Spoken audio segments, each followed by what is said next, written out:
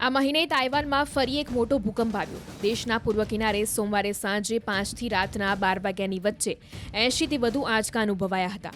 આમાંથી મોટાભાગની તીવ્રતા 6.3 અને 6 નોંધાઈ હતી. ભારતીય સમય અનુસાર રાત્રે 12 વાગ્યાની આસપાસ થોડી મિનિટોના અંતરે આ બંને આંચકા આવ્યા હતા. તાઇવાનમાં રાતના 2:26 અને 2:32 વાગ્યા હતા. હવામાન વિભાગે જણાવ્યું કે ભૂકંપનું કેન્દ્ર હુલિયનની પૂર્વીય કાઉન્ટીમાં જમીનથી 5.5 કિલોમીટરની નીચે હતું. ભૂકંપના કારણે હુલિયનમાં 2 ઇમારતોને નુકસાન થયું હતું.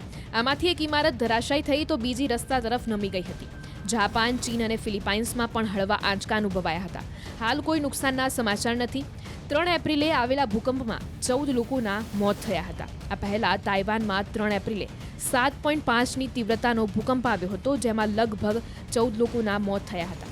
તે સમયે હુવાલિન શહેરમાં જ ભૂકંપ આવ્યો હતો. તેનું કેન્દ્ર પૃથ્વીથી 34 કિલોમીટર નીચે હતું.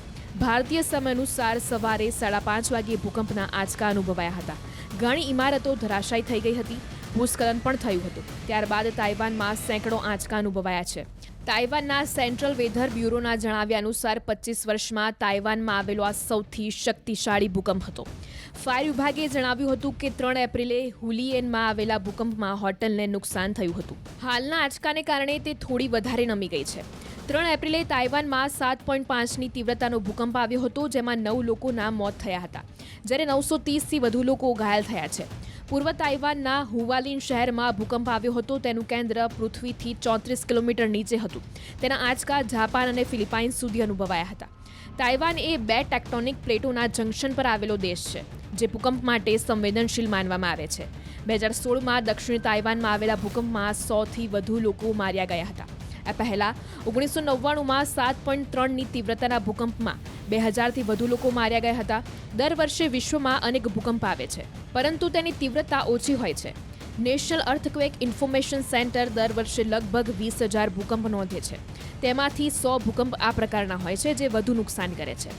ધરતીકંપ થોડીક સેકન્ડ કે થોડી મિનિટો સુધી રહે છે. ઇતિહાસનો સૌથી લાંબો સમય ચાલતો ભૂકંપ હિન્દ મહાસાગરમાં 2004માં આવ્યો હતો. આ ભૂકંપ 10 મિનિટ સુધી રહ્યો હતો. 1 જાન્યુઆરી 2024ના રોજ 7.6ની તીવ્રતાનો ભૂકંપ આવ્યો હતો. આ પછી અહીં સુનામી આવી. વાજીમા નગરમાં લગભગ 4 ફૂટ ઊંચા મોજા નોંધાયા હતા.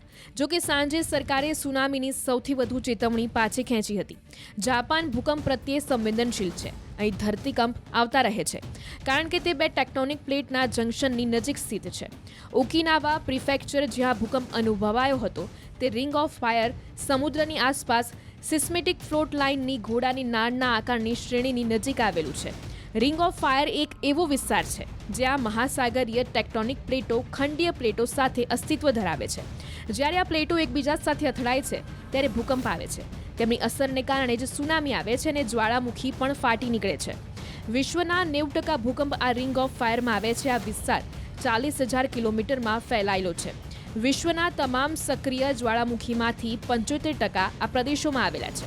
15 દેશો Japan, Russia, Philippines, Indonesia, New Zealand, Antarctica, Canada, America, Mexico, Guatemala, Costa Rica, Peru, Ecuador, Chile, Bolivia ring of fire હેઠળ છે. આ મહિને તાઇવાનમાં ફરી એક મોટો ભૂકંપ આવ્યો. દેશના પૂર્વ કિનારે સોમવારે સાંજે 5થી રાતના 12 વાગ્યાની વચ્ચે 80થી વધુ આંચકા અનુભવાયા હતા.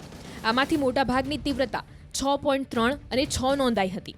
ભારતીય સમય અનુસાર રાત્રે 12 વાગ્યાની આસપાસ થોડી મિનિટોના અંતરે આ બંને આંચકા આવ્યા હતા. તાઇવાનમાં રાતના 2:26 અને 2:32 વાગ્યા હતા. હવામાન વિભાગે જણાવ્યું કે ભૂકંપનું કેન્દ્ર હુલિયનની પૂર્વીય કાઉન્ટીમાં જમીનથી 5.5 કિલોમીટરની નીચે હતું. ભૂકંપના કારણે હુલિયનમાં 2 ઇમારતોને નુકસાન થયું હતું. આમાંથી એક ઇમારત ધરાશાયી થઈ તો બીજી રસ્તા તરફ નમી ગઈ હતી. જાપાન, ચીન અને ફિલિપાઇન્સમાં પણ હળવા આંચકા અનુભવાયા હતા. હાલ કોઈ નુકસાનના સમાચાર નથી. 3 એપ્રિલે આવેલા ભૂકંપમાં 14 લોકોના મોત થયા હતા. આ પહેલા તાઇવાનમાં 3 એપ્રિલે 7.5ની તીવ્રતાનો ભૂકંપ આવ્યો હતો, જેમાં લગભગ 14 લોકોના મોત થયા હતા. તે સમયે હુવાલિન શહેરમાં જ ભૂકંપ આવ્યો હતો. તેનું કેન્દ્ર પૃથ્વીથી 34 કિલોમીટર નીચે હતું. ભારતીય સમય અનુસાર સવારે 5:30 વાગ્યે ભૂકંપના આંચકા અનુભવાયા હતા. ઘણી ઇમારતો ધરાશાયી થઈ ગઈ હતી. ભૂસ્ખલન પણ થયું હતું. ત્યારબાદ તાઇવાનમાં સેંકડો આંચકા અનુભવાયા છે. તાઇવાનના સેન્ટ્રલ વેધર બ્યુરોના જણાવ્યા અનુસાર 25 વર્ષમાં તાઇવાનમાં આવેલો આ સૌથી શક્તિશાળી ભૂકંપ હતો.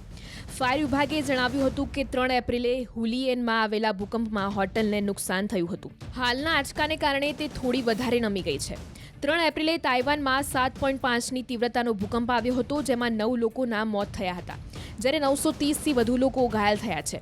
પૂર્વ તાઇવાનના હુવાલિન શહેરમાં ભૂકંપ આવ્યો હતો. તેનું કેન્દ્ર પૃથ્વીથી 34 કિલોમીટર નીચે હતું.